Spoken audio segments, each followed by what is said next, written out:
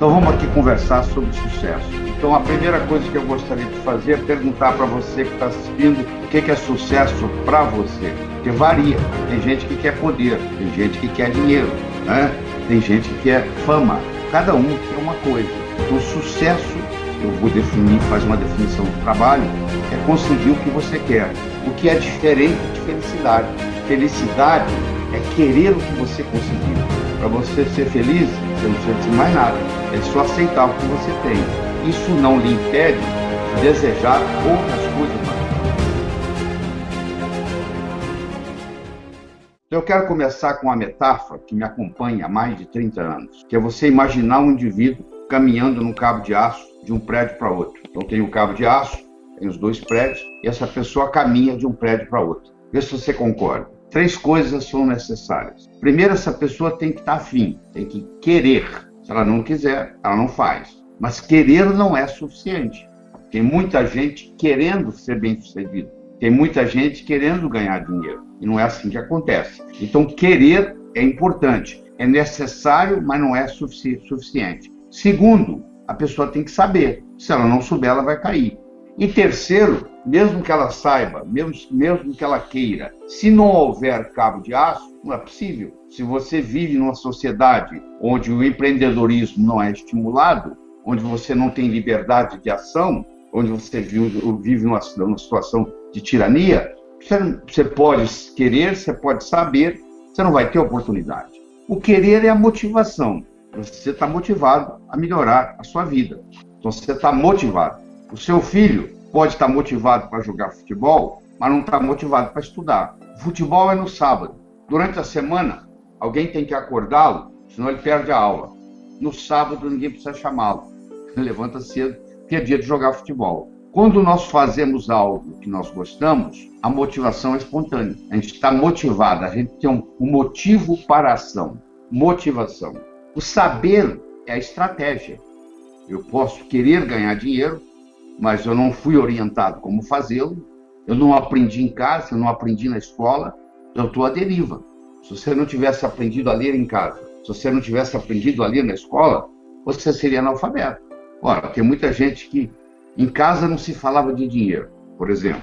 Na escola não se falava de dinheiro. Se você não aprendeu em casa, se você não aprendeu na escola, você está à deriva. Muitas vezes você tem que aprender por osmose, você tem que aprender perdendo, e ganhar a própria experiência. E terceiro é o cabo de aço, que na vida é a oportunidade. A oportunidade é muito interessante. Ou ela se apresenta para você, ou você corre atrás dela. Quando ela se apresenta para você, ela se apresenta na forma de problema. Ela nunca chega e diz para você, eu sou oportunidade. Ela se apresenta na forma de problema, você resolve o problema, e por trás do problema surge uma oportunidade. Por exemplo, a situação financeira, econômica brasileira não é das melhores. Então, é um problema. Ora, se desse problema aconteceu de você perder o emprego, como tem 11 milhões de brasileiros que perderam o emprego, aconteceu de você perder o emprego, isso pode ser um jeito de você alavancar, porque você começa a fazer uma coisa diferente, já que você está desempregado, e de repente a coisa dá certo, não é verdade?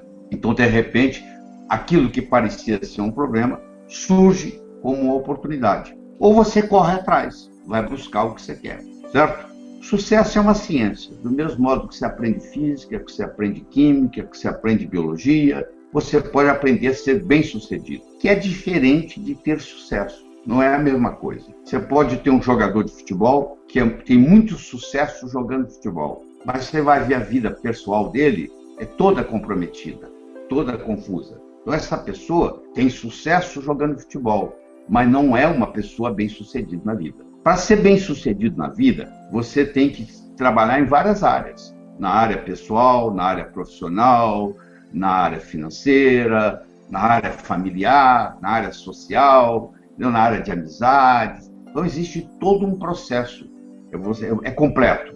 Essa é a diferença. Ter sucesso é uma coisa específica. Eu sou um corredor de carro e eu ganho na corrida de carro. Eu tenho sucesso nessa área. E ser bem-sucedido é uma pessoa que consegue equilibrar as coisas na vida. Bom, mas aí você deve estar pensando, eu tenho que nascer em berço de ouro? Não, pelo contrário. As pessoas bem-sucedidas na vida, em geral, tiveram uma infância difícil. 85% das pessoas que se consideram bem-sucedidas no Brasil vieram de família humilde. Ou seja, trabalharam para alguém, foram empregados, passaram por tudo isso. Então, você não está condenado a ser quem sempre foi. O seu passado, ele é conhecido, mas ele é imutável. O que aconteceu, aconteceu. O seu futuro, ele é desconhecido, porém imutável. Pode ser que essa palestra que você está assistindo aqui hoje, essa conversa que nós estamos tendo aqui, pode ser a divisória de você começar outro caminho, porque o seu futuro não está escrito ainda. Você pode estar começando a escrevê-lo hoje. Então isso faz uma diferença muito grande, você entender essa perspectiva do amanhã. Nós somos os únicos animais no planeta Terra que temos a habilidade de transcender. Isso significa começar de novo. Não interessa onde você nasceu, não interessa a criação que você teve na infância, não interessa o que você fez ou deixou de fazer até o dia de hoje. Você pode amanhã abrir um livro novo e começar a primeira página. Isso chama transcender. Mas para fazer isso, nós temos que ter algumas modificações, porque nós carregamos, você, eu, todo mundo, uma série de crenças. E o nosso modus operandi, o nosso operacional, é baseado nas nossas crenças. E essas crenças, muitas vezes, são desfavoráveis. Elas não estão nos trazendo os resultados desejáveis. Uma crença torna-se obsoleta quando ela não está nos proporcionando aquilo que nós queremos. Então, quando eu tinha 7 anos de idade, a minha mãe dizia, não atravessa a rua sozinha. Hoje eu vou fazer 71.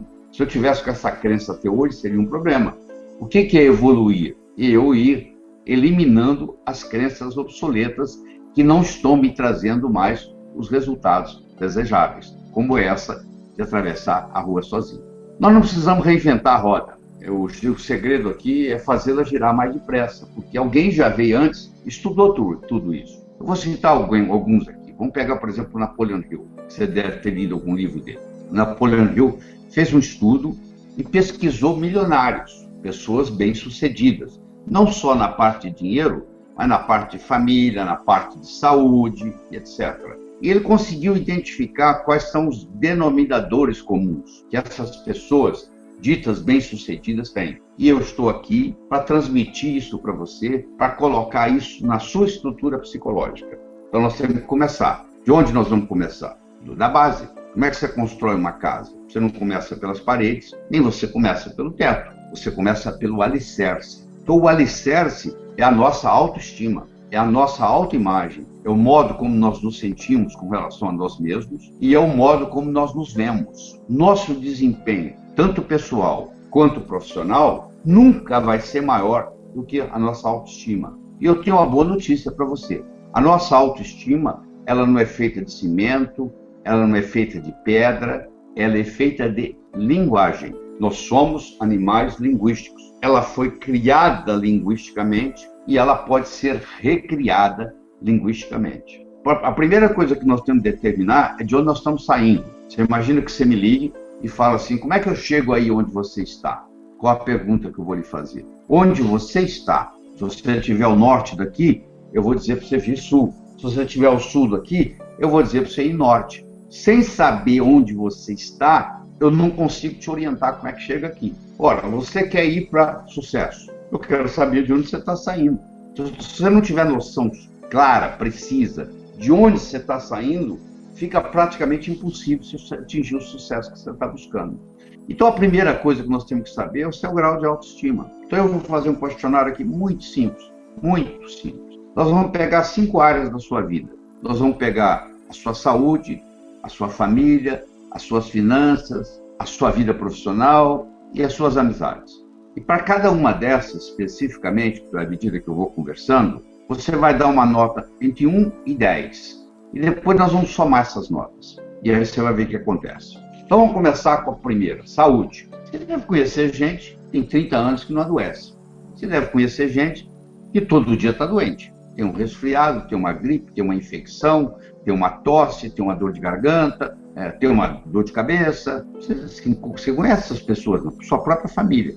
Então, você vai ter que avaliar a sua saúde. Se você é o tipo de pessoa que não adoece nunca, está sempre bem, você vai dar nota 10. Você é totalmente saudável. Se você é uma pessoa que está doente todo dia, você vai dar nota 1. Então, você tem aí entre 1 e 10. você vai ter que escolher qual a nota que você acha. Para quem que eu vou perguntar isso? Eu só posso perguntar para você, que é você que é o dono da sua saúde. De 1 a 10, o quanto que você daria para a sua saúde? Se você é uma pessoa que tem vício, que fuma, que bebe, que usa drogas ilícitas, o que for, claro que isso aí vai cortando a nota. Você tem que perguntar ao seu inconsciente aí e determinar qual a nota que você tem para a sua saúde, certo? Então guarda essa aí.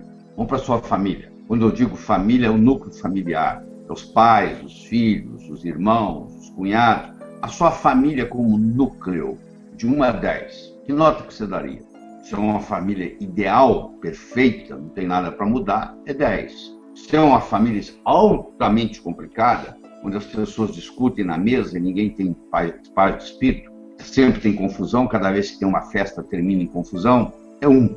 A família é sua. Só você pode determinar, de 1 a 10, qual vai ser a sua nota para a sua família. Então, você primeiro deu a nota para a sua saúde. Você agora está dando a nota para a sua família. Agora vamos para as suas finanças. Como é que é a sua vida financeira? Como é que é a sua conta bancária? Se você perdeu o emprego hoje, se você parar de trabalhar hoje porque você teve um acidente, você ficou doente, quanto tempo vai durar o dia? E você mantendo o mesmo estilo de vida. Isso tem um nome, isso é chamado abastança. Abastança é o número de dias que você vai poder manter o seu padrão de vida se você interromper seus rendimentos, você parar de ganhar dinheiro. Você já ganhou o suficiente para o dinheiro trabalhar para você, porque o dinheiro é um excelente empregado, um péssimo patrão. Se você trabalha para o dinheiro, meus pêsames. Se você coloca o dinheiro para trabalhar para você, tudo certo, que é isso que o dinheiro sabe fazer bem, trabalhar para você. Então, qual é a sua vida financeira? Você é o tipo de pessoa que pode ficar, não interessa o quanto que você viva, da agora para frente, você vai ficar sem trabalhar, e o que você tem, ou você acumulou, vai render o suficiente para manter o seu padrão de vida? Nota 10. Se você está devendo, está gastando mais do que você está ganhando, ou até ganhando igual, você está pedalando igual a bicicleta que está pedalando, igual que você parar de pedalar, você cai, você está ganhando e gastando, e não existe abastança, você vai dar uma nota perto de 1. Não sou eu que vou escolher essa nota, é você. Do mesmo jeito que escolheu uma para a saúde, escolheu uma para a família, agora você está escolhendo uma para finanças. Nós agora vamos para o seu trabalho, sua vida profissional. Deixa eu fazer uma pergunta muito simples para você. Se você ganhasse amanhã $1 milhão na loteria, depois de amanhã, você ia continuar fazendo a mesma coisa profissionalmente que você faz, ou você ia mudar? Se você ganhando $1 milhão amanhã, depois de amanhã, você estaria fazendo exatamente o mesmo, significa que você está em total congruência com a sua atividade profissional. Então, aí você merece um 10. Agora, se você está contando os dias para a aposentadoria, isso significa que você não está satisfeito com o que você está fazendo. Aí você merece dar para a sua nota 1 ou 2. Então, nós demos a nota para saúde, demos a nota para família, demos a nota para finança, demos a nota para trabalho. Eu tenho mais uma nota aqui, que é amizades. Eu não estou falando de conhecido, estou falando de amigo. Com quem você pode contar? Quem que você sabe que vai te ajudar? Se você morresse hoje, quem é que viria no seu enterro amanhã? É uma boa pergunta para ver quem está perto de você, quem está cuidando. Então, amizade, você tem duas coisas. Primeiro é a quantidade de amigos e segundo é a qualidade, a profundidade. Tá? Às vezes é muito mais importante você ter menos amigos e de qualidade melhor, mais profunda amizade. Então, agora você tem uma nota para você, para a sua saúde, para a sua família, para as suas finanças, para a sua vida profissional e para a sua amizade. Soma essas 5 notas, por favor. Só vou usar um exemplo aqui para lhe ajudar. Vamos supor que eu dei 7, 7, 7, 7, 7. Somei 7 5 vezes, dá 35. Eu pego esse número e multiplico por 2, dá 70. Significa que eu estou operando o potencial da minha autoestima em 70%. Faz aí, vamos ver o que acontece. Soma essas 5 notas, faz o somatório, divide, ele multiplica por 2. Agora você sabe de onde você está saindo. Então vamos supor, se eu estou saindo de 70%, significa que eu estou usando 70% da minha autoestima. 70% do potencial da minha autoestima. Se agora eu pego esse potencial e aumento para 72, 73, vai fazer uma diferença absurda no resultado. Uma pequena diferença no desempenho traz uma tremenda diferença no resultado. Um cavalo que chega em primeiro lugar comparado com um cavalo que chega em segundo, a diferença é de nariz. Mas o primeiro vai ser lembrado para sempre e vai ganhar muito mais, porque ganhou o prêmio. E o segundo, que é uma diferença de nariz, ninguém vai lembrar quem chegou em segundo. Se eu perguntar para você quem foi o primeiro pessoa a pisar na Lua, você vai dizer Armstrong.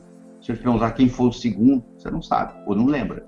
A grande maioria não lembra. Então, o sucesso é medido em milímetros e em frações de segundo. Uma pequena diferença em desempenho traz uma tremenda diferença em resultado. Se você comparar um indivíduo pobre, fracassado, com um indivíduo milionário, bem-sucedido, eles levantam mais ou menos na mesma hora, eles vão dormir mais ou menos na mesma hora. Então você vê que não tem muita diferença entre um e outro. Mas o que o outro está fazendo, pequenos detalhes feitos constantemente em pontos estratégicos, faz todo o diferencial. Aí você descobriu que você está, sei lá, operando 60% da sua autoestima. Aí você pergunta para mim assim, como é que eu faço para melhorar? Aí vem um ponto crucial. Eu vou te mostrar 3 coisas que você tem que fazer. A primeira coisa é você desenvolver uma capacidade de visualização. Não daquilo que você não quer, mas daquilo que você quer. Se você se concentra naquilo que você não quer, em vez de concentrar naquilo que você quer, é como se você estivesse dirigindo um carro olhando pelo retrovisor. Você sabe de onde você está vindo, você não sabe para onde você está indo. Então, o Einstein dizia que a imaginação é mais importante do que o conhecimento. Todas as vezes que houver uma disputa entre conhecimento e imaginação ganha. Então você tem que aprender a imaginar a situação que você quer. Ela tem que existir primeiro no seu cérebro. Vou dar um exemplo. Você sonha em adquirir uma casa nova. Você tem que ver quantos cômodos ela vai ter, onde ela vai ser construída, que cor que vai ser a parede de fora, que cor que vai ser a parede de dentro, quantos quartos, quantos banheiros, que mobília que você vai colocar, que tapete. Você vai criando na sua mente essa casa nova. Quanto mais especificidade, mais característica, mais detalhe você colocar, mais fácil vai ficar criar. Porque tudo que existe no universo físico foi criado 2 vezes. Você quer ver? Vou pegar essa caneta aqui, ó. Isso passou pela mente de alguém. Olha aí ao seu redor.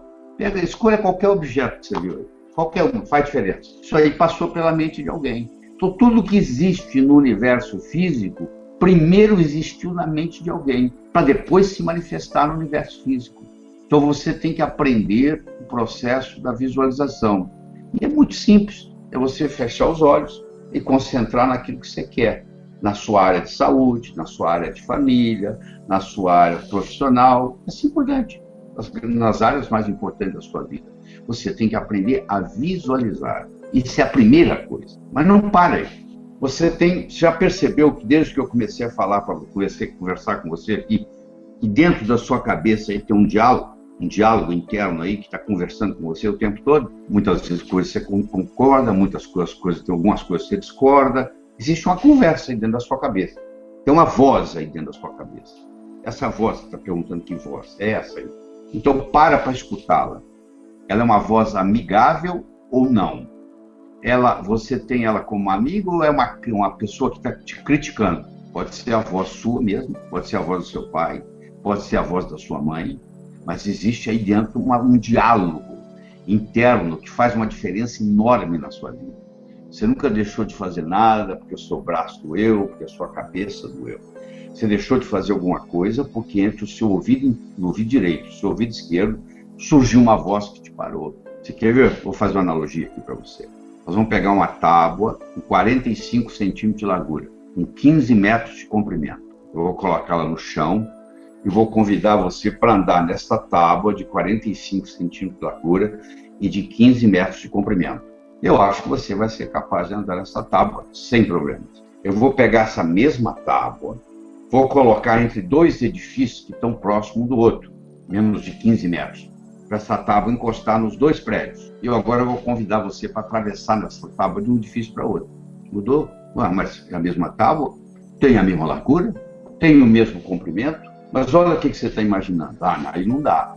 Mas por que não dá? Você não andou nela no chão? E agora o que acontece lá? Vou te contar o que acontece. Surge um diálogo interno que vai te parar. Ah, eu vou cair, vai escorregar, vai ventar, o que for. E a gente faz você parar. Olha que a gente parou.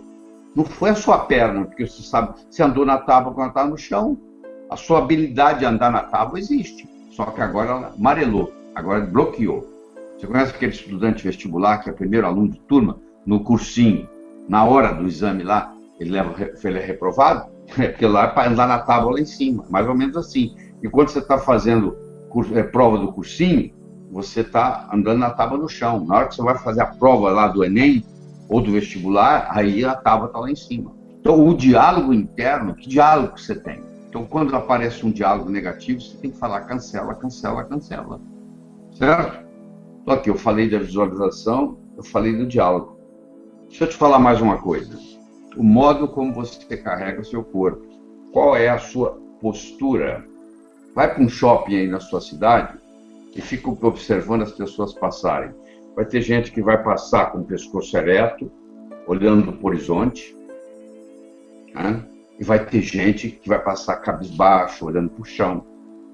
Se você estiver numa sala e entrar um rei, uma rainha, um príncipe, uma princesa, mesmo que você não saiba que é um rei e uma rainha, você vai ver que a pessoa que entra tem majestade. O que significa ter majestade? Ela anda com a postura ereta. Ela aprendeu desde criança, o Mordão me ensinando que ela tinha que andar equilibrando um livro. Então, no momento que eu coloco o meu corpo esticado, imaginando que tem um gancho vindo do céu, que puxa a minha cabeça, o meu pescoço estica, os meus ombros relaxam, eu entro em contato com a inteligência universal, esse fluxo que tem aí de inteligência. E eu, com isso, eu melhoro a minha autoestima. Então, para eu melhorar a minha autoestima, eu tenho que saber fazer a visualização, eu tenho que saber o diálogo interno, tenho que cancelar aquilo que é negativo, que isso é um problema muito sério. Você quer ver que coisa interessante? Porta. Na hora que você pensou, numa porta, né? Vaca. Olha o que você pensou, numa vaca. Gaveta. Olha o que você pensou, numa gaveta. Agora eu vou falar assim, ó. Não. Você viu o vazio que deu aí? Não existe representação linguística para a palavra não. Então, se eu falar para você assim, quer ver, ó? Não pense azul. Que cor você está pensando? Não pense numa maçã. Nem verde, nem madura. Nem com casca, nem sem casca. Olha o que você está pensando. Porque como o não tem representação linguística, o que vem depois do não é que vale. Não perturbe a sua irmãzinha.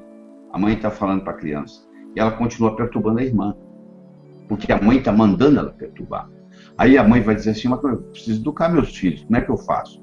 Você solicita que seu filho, o que você quer dele, e não o que você não quer. O que você quer que a criança faça com a outra? Que trate ela bem. Então você fala assim, trate bem a sua irmãzinha.